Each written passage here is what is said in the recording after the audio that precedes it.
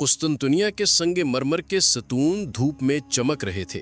शहंशाह Theodosius दूम अपने नए महल के मंसूबे पर गौर कर रहा था।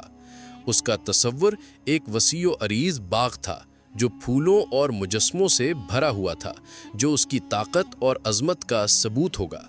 लेकिन एक रुकावट थी, एक बूढ़ी औरत का मामूली सा घर जो इस जगह पर खड़ा था जहां शहंशाह का बाग होना था।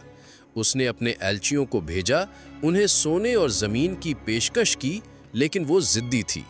उसकी जायदाद उसकी ज़िंदगी भर की जमा पूंजी थी, उसकी यादों का घर, उसके शौहर और बच्चों की यादगार। शहंशाह ने ज़मीन ज़ब्त करने का हुक्म दिया। बूढ़ी औरत ने अदालत में अपील की। कमरा गवाहों और दरबारियों से भरा हुआ था, लेकिन जब बूढ़ी औरत ने अपनी कहानी सुनाई तो सब खामोश हो गए।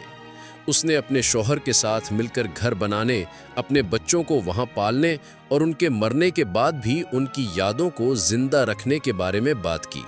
जज ने सुना। उसका चेहरा गैर जानिबदार था। आखिर में उसने अपना फैसला सुनाया, बूढ़ी औरत के हक में। शहंशाह गुस्से में था।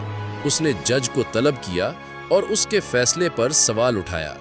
जज ने जवाब दिया, इंसाफ सबसे ऊपर है, यहाँ तक कि एक शहंशाह को भी कानून की पासदारी करनी चाहिए। शहंशाह ने जज की ईमानदारी को तस्लीम किया और बूढ़ी औरत का घर छोड़ दिया। इसके बजाय उसने अपने महल के मंसूबों में तरमीम की, इस बात को यकीनी बनाते हुए कि इंसाफ और हमदर्दी उसकी ताकत की बुनियाद हों।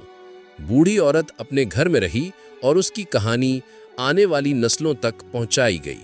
उसकी कहानी कुस्तुनतुनिया के लोगों के लिए उम्मीद की अलामत बन गई। उसने उन्हें याद दिलाया कि कोई भी कानून से बालातर नहीं है, यहाँ तक कि शहंशाह भी नहीं।